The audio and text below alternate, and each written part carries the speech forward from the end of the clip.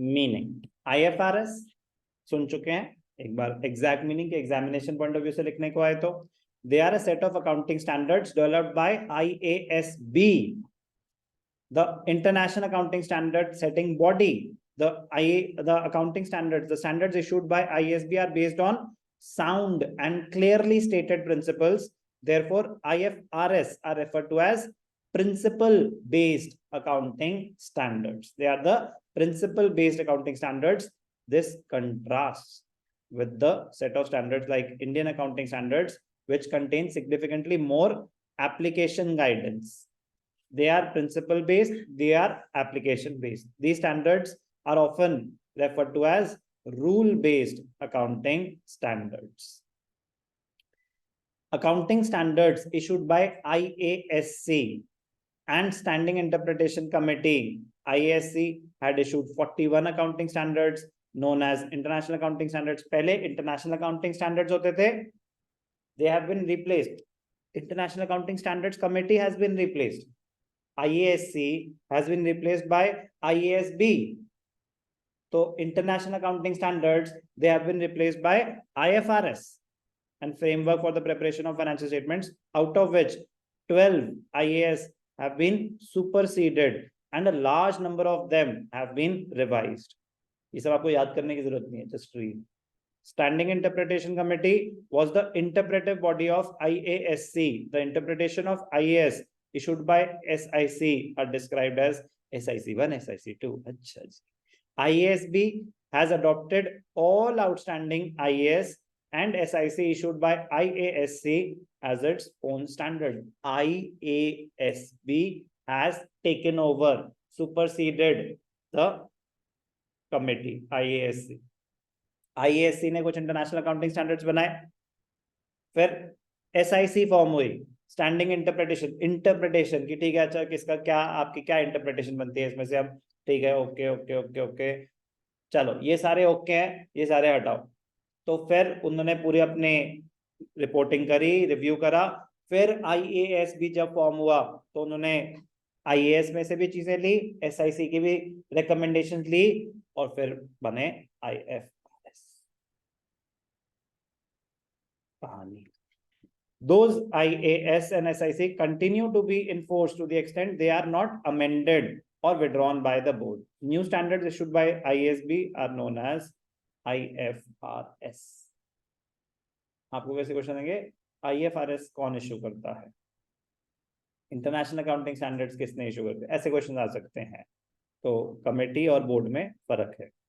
New interpretations issued by IFRI, International Financial Reporting Interpretations Committee, IFRIC, are known as IFRIC interpretations. पहले SIC interpretations होती थी, अब IFRIC interpretations होती हैं। When referring collectively to IFRS, the term includes IAS, SIC, IFRS, IFRIC, सब related terms है। क्या क्या बनता है IFRS में, IFRS मतलब कि एप्लीकेबिलिटी की, उसके यूज करके क्या क्या बनेगा, स्टेटमेंट ऑफ फाइनेंशियल पोजीशन, जिसको हम बैलेंस शीट बोलते हैं, वो बोलते हैं statement of financial position. Statement of comprehensive income, जिसको हम trading and profit and loss account बोलते हैं, उसको वो बोलते हैं statement of comprehensive income. Statement of changes in equity, capital movement, equity होता है capital movement, equity share holders funds, कितने और शेयर्स इशू हुए, change in capital, equity is the money invested by the owners in the business, share capital बोलते हैं इसको, share holders funds भी बोलते हैं। Cash flow statement, statement of cash flow statement आप भी बनाएंगे 12th में, कैश फ्लो स्टेटमेंट 12th में बनेगा, वो है अकाउंटिंग स्टैंडर्ड 3। तो इंडियन अकाउंटिंग स्टैंडर्ड्स के हिसाब से भी कैश फ्लो स्टेटमेंट बनता है, नाम अलग है ना, वो कैश फ्लो स्टेटमेंट बोलते हैं, ये स्टेटमेंट ऑफ कैश फ्लो बनते हैं, देखो कितने अलग अलग नाम है। Notes and significant accounting policies, notes to accounts, हमारे होते हैं नोट्स टू अकाउंट्स, इनके होते हैं नोट्स एंड सिग्निफिकेंट, तो सेम बट डिफरेंट, ठीक है ना, इंस्पिरेशन तो मिलती ही है। इंडिया एंड IFRS कह रहे इनका आपस में कहां तक बात पहुंची, इंडिया हैड 2 ऑप्शंस, कह रहे 2 ऑप्शन थे, क्या, या तो मान लो या मत मान लो, either to adopt IFRS as they are, as it मतलब कॉपी पेस्ट, कि जैसा है, कोई कॉन्फ्लिक्ट नहीं, कोई हमें दिक्कत नहीं, हम ये एज इट इज अप्लाई कर लेंगे। दूसरा, to converge the Indian accounting standards in line with IFRS।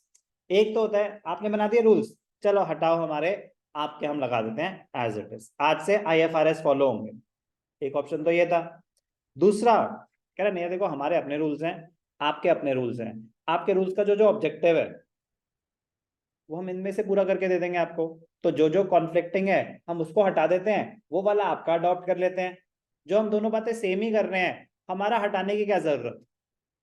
कम से कम ये तो लगेगा नहीं हमारे अपने रूल्स हैं, थोड़ा सा सेंस ऑफ अचीवमेंट आएगी हमें भी।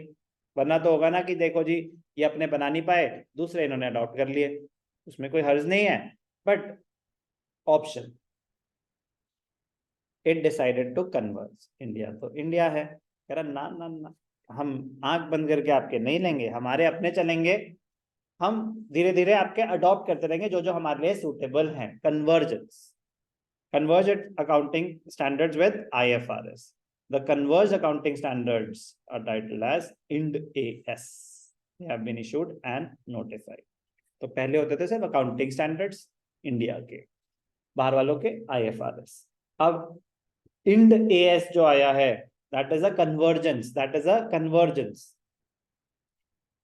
IND AS, it is a convergence of accounting standards issued by ICAI and IFRS. Okay ji.